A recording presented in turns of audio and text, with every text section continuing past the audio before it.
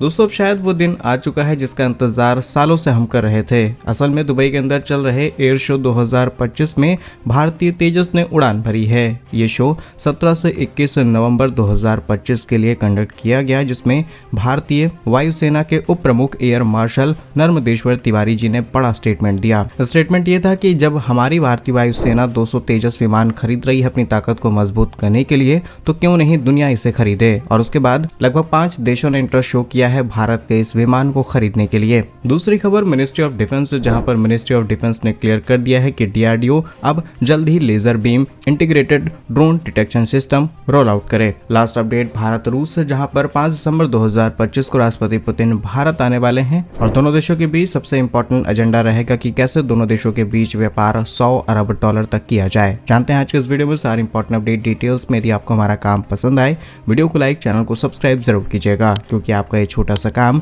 आप तक इस जरूरी और सही अपडेट्स लाने में हमारी बड़ी हेल्प करता है। तो सबसे पहले दुबई से आ रही अपडेट की बात की जाए, जहां पर भारतीय तेजस ने अपनी प्रेजेंस से सबको हैरान कर दिया है और दुबई के अंदर हो रहे एयर शो 2025 में भारतीय वायुसेना के तेजस लड़ाकू विमान को लेकर के विदेशों में काफी ज्यादा इंटरेस्ट दिखाया गया है। साथ ही भारतीय वायुसेना के उप प्रमुख एयर मार्शल नर्मदेश्वर तिवारी ने कहा कि यूएई के अनुरोध पर तेजस और सूर्यक्रेक एरोबेटिक्स टीम दोनों इस एयर शो में भेजा गया है। तेजस ने पहले इस एयर शो में हिस्सा लिया, जहां अलग अलग देशों ने तेजस की परफॉर्मेंस को देखा है। जानकारी के लिए आपको बता दें कि दुबई एयर शो 17 से 21 नवंबर तक कंडक्ट किया गया है, जो कि अल मखतूम हवाई अड्डे पर हो रहा है, जिसमें 150 से भी अधिक देश और करीब 1500 से भी ज्यादा अलग अलग कंपनियां पार्टिसिपेट कर रही हैं, जिसमें एक हमारा तेजस भी पहुंच गया। और भारतीय वायुसेना ने क्लियर कह दिया है कि हम जब 200 विमान खरीद रहे हैं, जो कि अंतर्राष्ट्रीय पार्टनरशिप को मजबूत करेगा। डेफिनेटली ये लॉजिक भी है कि अगर आप अपनी सेना में किसी भी हथियार का इस्तेमाल नहीं कर रहे हैं, तो कैसे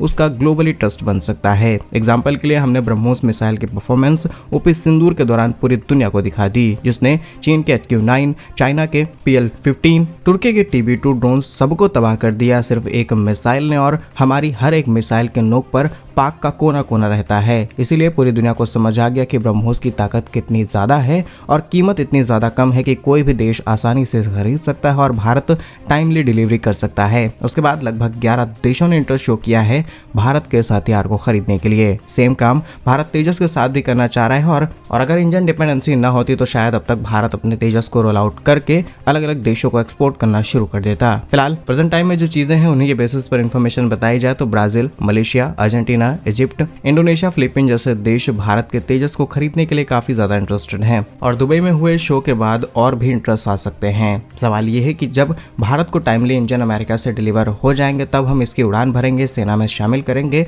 और इसकी परफॉर्मेंस टेस्ट के बाद कस्टमर्स और ज्यादा बढ़ सकते हैं। फिलहाल तेजस की डिटेल से पहले आपको बता दें कि दुबई के अंदर हो रहे शो के अंदर लगभग 1,48,000 एग्जीबिटर्स आए हैं, जिन्होंने अलग अलग कंपनियों से इनके अलग अलग प्रोडक्ट, अलग अलग पार्ट्स, कंपोनेंट्स में पार्टिसिपेट किया है। हिस्सा लेने वाले प्लेयर्स की बात की जाए तो Bombardier, Dassault aviation, Embraer, Thales, Airbus, Lockheed Martin, कैलिडी जैसे बड़ी विमान कंपनियों ने पार्टिसिपेट किया है। अब मे भी यहाँ पर हम डायरेक्टली डिस्कस कर सकते हैं कंपनी से कि अगर आपको तेजस के अंदर कुछ ये चीजें डेवलप करनी है, आप कम प्राइस पर दे सकते हैं, तो डेफिनेटली आपका वेलकम है। एंड लास्ट वीडियो में हमने आपको बता भी दिया था कि फ्रांस के साथ ऑलरेडी हमारी बातचीत चल रही है, फ्रांस की जानी मानी इंजन कंपनी साफरान के साथ, जहां पर वो भारत को as a similar F414 engine की कॉपी देंगे। अब कॉपी नहीं बल्कि इसकी डेवलपमेंट भारत के अंदर की जाएगी। IPs, टेक्नोलॉजीज सब कुछ भारत के हाथ में रहेगा। तो डेफिनेटली भारत इस इंजन का इस्तेमाल तेजस MK2 एमका के अंदर इजिली कर सकता है और जो डिपेंडेंसी है अमेरिका के ऊपर, जिसके प्राइस लगातार बढ़ाए जा रहे हैं, ये डिपेंडेंसी रिड्यूस हो जाएगी।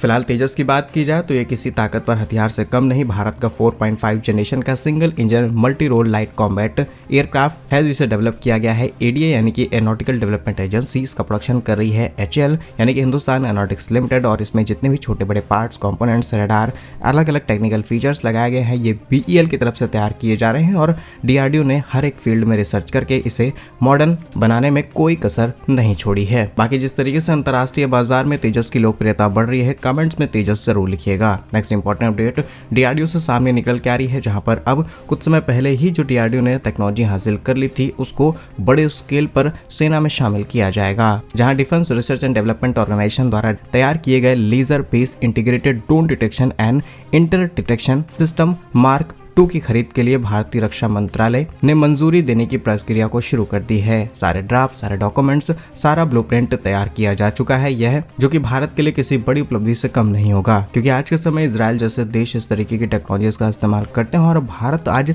जो चैलेंजेस फेस कर रहा है बॉर्डर्स पर, डेफिनेटली ऐसे सिस्टम्स होने चाहिए। रिपोर्ट्स के मुताबिक ये डिफेंस सिस्टम दुश्मन के ड्रोन को 2 किलोमीटर की दूरी पर और 10 किलोवाट की लेजर बीम के जरिए निशाना बनाता है और उसके लगभग पूरे सिस्टम को बर्बाद कर दिया जाता है। अब इस रिपोर्ट की टेक्निकल डिटेल्स आपको बताएं तो आपको खुद समझ में आ जाएगा कि ये किस तरीके से काम करेगा। तो मार्क 2 से पहले मार्क 1 हमने तैयार किया था, जिसकी रेंज काफी कम थी, लेकिन मार्क 2 की बात की जाए सिस्टम में रडार इंटीग्रेट किया गया है, जिसमें EO/IR सेंसर्स लगाए गए हैं, RF डिटेक्टर लगे हैं, AI बेस्ड एल्गोरिथम सेट किया गया है जो कि रियल टाइम इंफॉर्मेशन कलेक्ट करता है, ड्रोन्स या फिर किसी भी तरीके के ऑब्जेक्ट को आइडेंटिफाई करते हुए कैटेगराइज करके फिर उस हिसाब से पावर जनरेट करके उसको शिकार बनाता है। और मोस्टली इसे ड्रोन्स के लिए ही तैयार किया गया है। किसी भी प्रकार का UAV हो या फिर मॉडर्न ड्रोन लेजर बीम के जरिए उसे सॉफ्टली पूरी तरीके से बर्बाद कर देता है। अच्छी बात यह है कि ये पूरा सिस्टम एक मोबाइल प्लेटफॉर्म है, यानी कि ट्रक पर इंटीग्रेटेड है। ये व्हीकल कहीं पर भी आसानी से ले जाया जा सकता है, जो कि सीमावर्ती क्षेत्रों के अंदर, एयरपोर्ट और बहुत ही सेंसिटिव एरिया हो वहां पर भी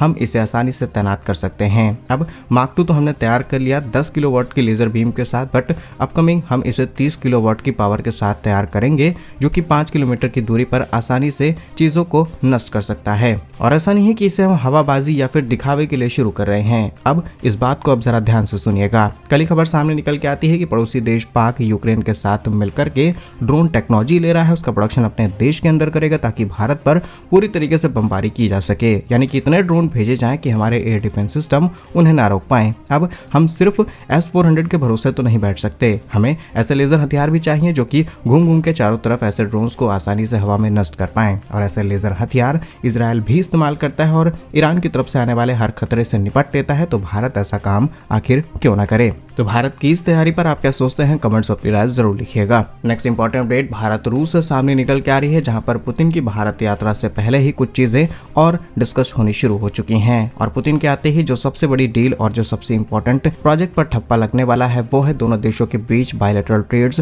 2030 तक $100 बिलियन तक करना है। और ऑलरेडी हम इसमें काफी बड़ी अचीवमेंट हासिल कर चुके हैं। आंकड़े हम आपको बताएंगे, उससे पहले कुछ चीजों पर हाईलाइट किया गया है, जरा आप इस रिपोर्ट को ध्यान से देखिए। पहली बात यह है कि भारत लगातार कई देशों के साथ फ्री ट्रेड एग्रीमेंट कर रहा है। इसमें यूरोप के साथ हमने साइन कर लिया, ऑस्ट्रेलिया के साथ लगभग पूरी तरीके से साइन होने वाला है और अमेरिका के साथ तो टैरिफ का गेम चल ही रहा है। अब हो सकता है कि आने वाले समय में भारत और रूस भी फ्री ट्रेड एग्रीमेंट साइन कर ले, लेकिन फ्री ट्रेड एग्रीमेंट में एक शर्त रखी जाएगी भारत की तरफ से कि जो भी व्यापार होना है वो भारतीय रुपए में हो, जिससे दोनों देश लोकल करेंसीज का इस्तेमाल कर पाए, डॉलर पर डिपेंडेंसी कम कर पाए। और अब पुतिन के आते ही SU-57 की बात की जाए, S-400, S-500, इन सभी चीजों पर बातचीत की जाएगी। इसी के साथ अभी दोनों देशों के बीच तेल की वजह से व्यापार 66 अरब डॉलर तक पहुंच चुका है। तो अगर ऐसे ही चलता रहा तो 100 अरब डॉलर पहुंचने में ज्यादा टाइम नहीं लगेगा। फिलहाल भारत इसे डाइवर्स करना चाहता है, जिसमें हम फार्मास्यूटिकल्स, इंडस्ट्रियल, टेक्नोलॉजिकल इक्विपमेंट्स, इन सबको शामिल करेंगे। इसके अलावा Bharat international north south transport corridor और चेन्नई व्लादिवोस्तोक गलियारे को प्रमोट करना चाहता है कि ताकि रूस के साथ व्यापार करने में कोई दिक्कत ना आए, ताकि अमेरिका ईरान के चाबहार पोर्ट को बंद भी कर दे, तब भी भारत के लिए रास्ते खुले रहें। बाकी क्या कुछ सोचते हैं आप इन सभी खबरों पर अपनी राय कमेंट्स में जरूर बताइएगा। भारत के ऐसे ही वीडियोस पाने के लिए वीडियो को लाइक, चैनल को सब्सक्राइब जरूर कीजिए। वंदे मातरम, भारत माता की जय।